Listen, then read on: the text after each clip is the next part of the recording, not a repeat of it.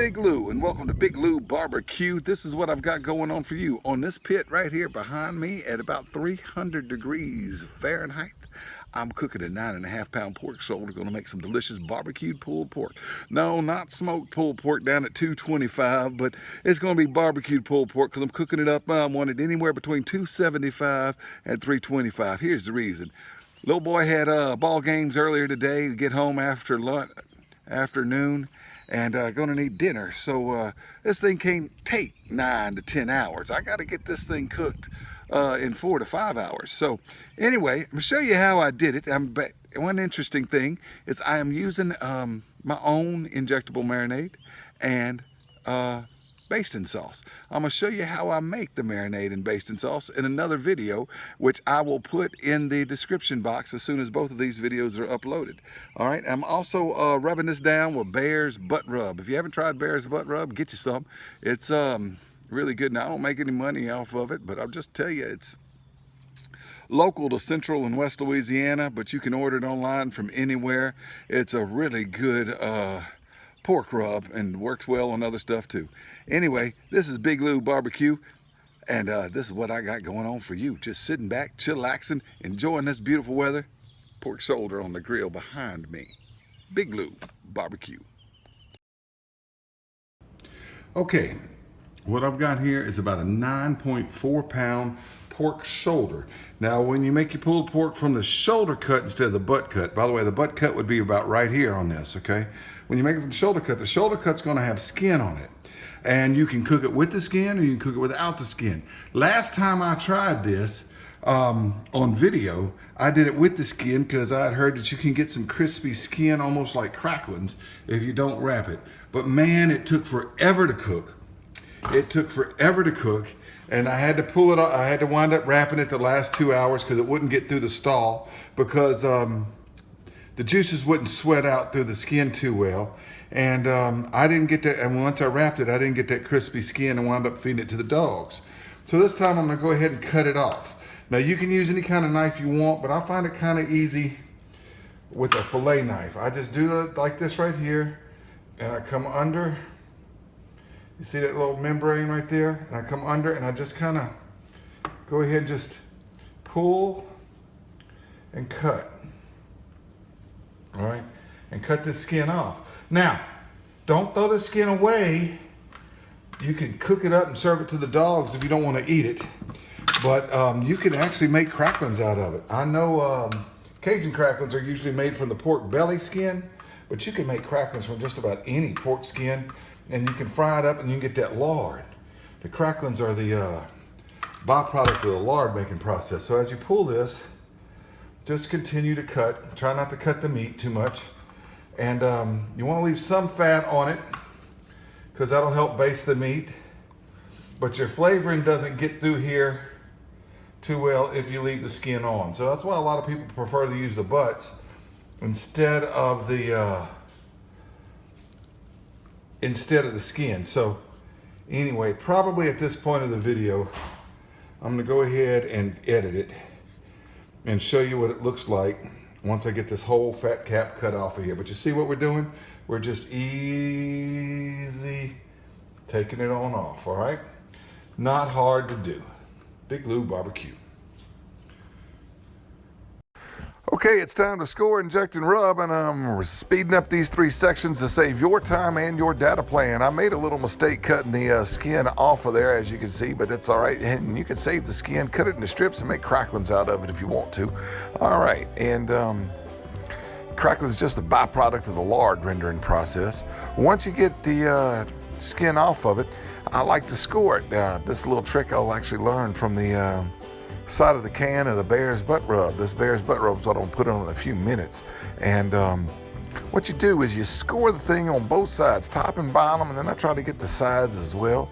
It puts just a little bit more surface area in there to get that good bark on a little bit of different areas of it when you pull it. You know, all that little bark area of it is good stuff in the sandwiches and stuff when you eat pulled pork, you know. So anyway, cut it on the sides, cut it down like that. Be careful not to cut yourself and use a real sharp knife too. Sharp knives are safer than dull knives, by the way. All right, once you get it scored, we're gonna inject it. I'm gonna put in my own injectable marinade.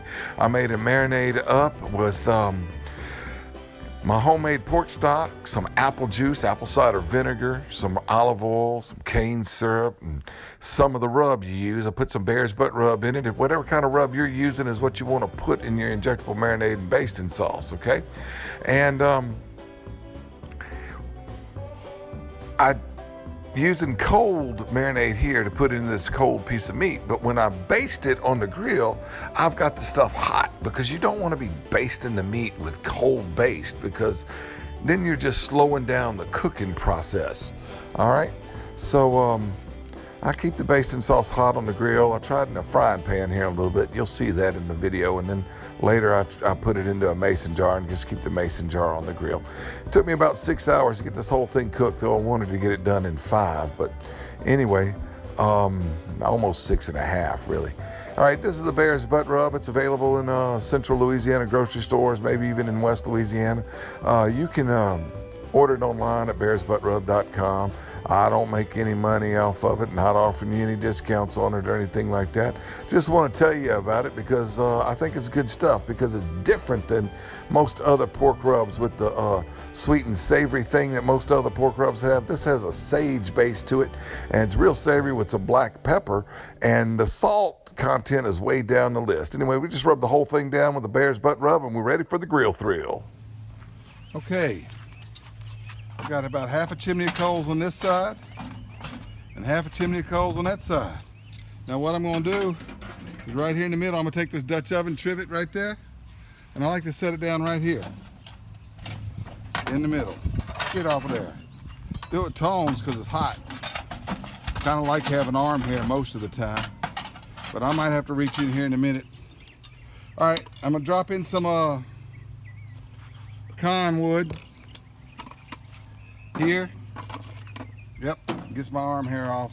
But it's gonna cool down because I'm gonna put the top on it and close the vents and cool this fire off a little bit.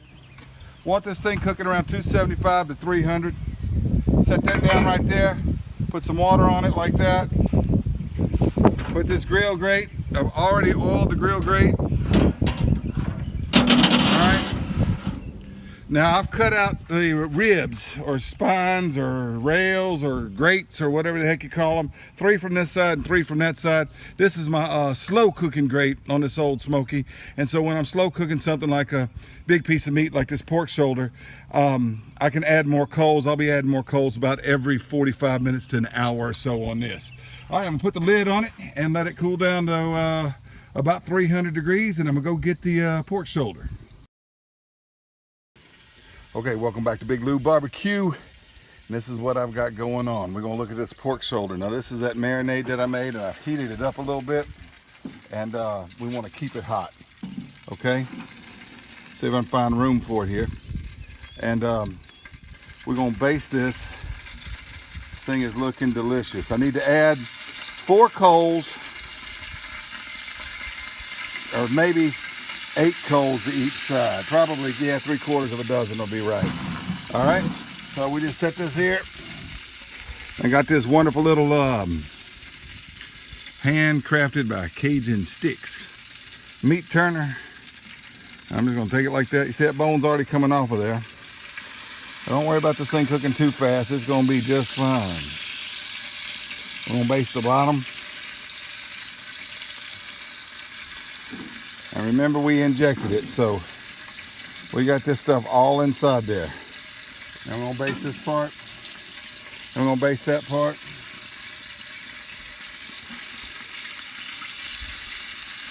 I might have to find me a smaller jar or something so I can keep this stuff hot on the grill. Big Lou Barbecue.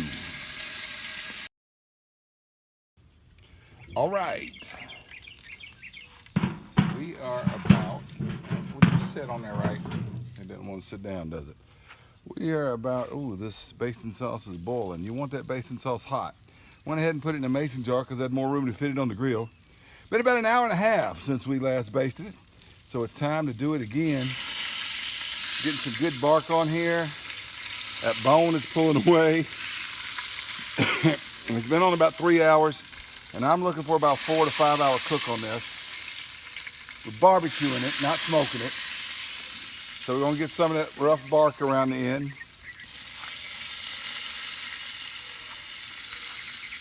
Come here. Come over here to this side. Ooh, would you look at that right there? That looks good. Now, if I was slow smoking this, it would probably be about the time to wrap it. But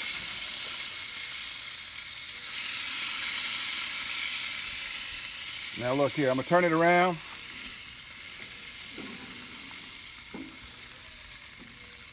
Y'all see that? You can still see it's kind of red on the inside there, but it's gonna cook, y'all. Get this basted. I'm just gonna kind of turn it around like this. Let it cook on this side. I'm gonna add a few more coals, not many. I added 8 last time. That was an hour and a half ago. Probably add 4 to each side. Actually, I added 8 to each side. Sometimes you do 7 on one side, 9 on the other. It's not an exact science, it's more of an art. But I think I'm gonna do add about 4 coals to each side. And leave it alone for another hour and a half or so. At that time, I'm gonna check the temperature, and it ought to be about done. Look at that right there. Woo! Oh, y'all, that's gonna be good. See, that outside was done. It's okay to eat out. Pitmaster privilege. Okay, 180. It'll pull at 180, but it's about time to get this off of here. I'd rather it go up to 190, but we're gonna go ahead and pull it off, tin it. It'll carry over cook, get up to about 185, but it will make some delicious pulled pork. Anyway, that's just about the target temperature we're looking for. So let's go ahead and get this off of here and tin it up. Big Lou Barbecue. All right. Let's take a look at this. It's been resting for about half an hour now. Woo, it looks good.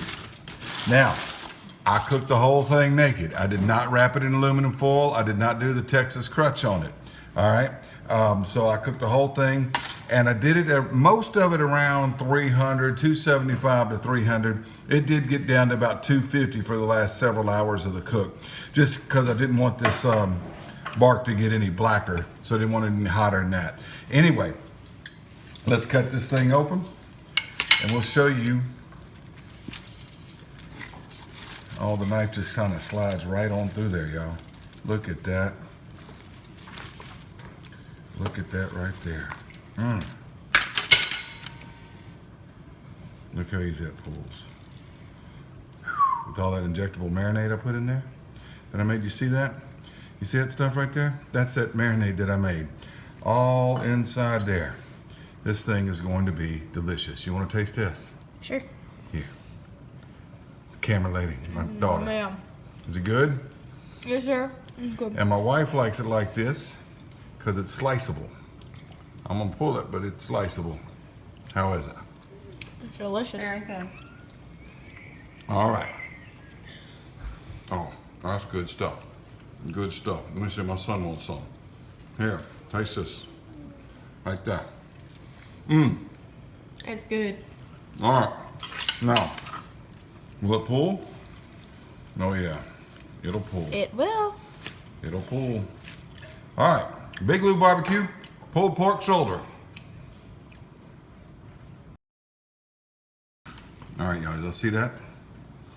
Even cooking at 300, still got that nice pink, not very wide, but got that nice pink smoke ring there with the pecan wood. Big Lou Barbecue.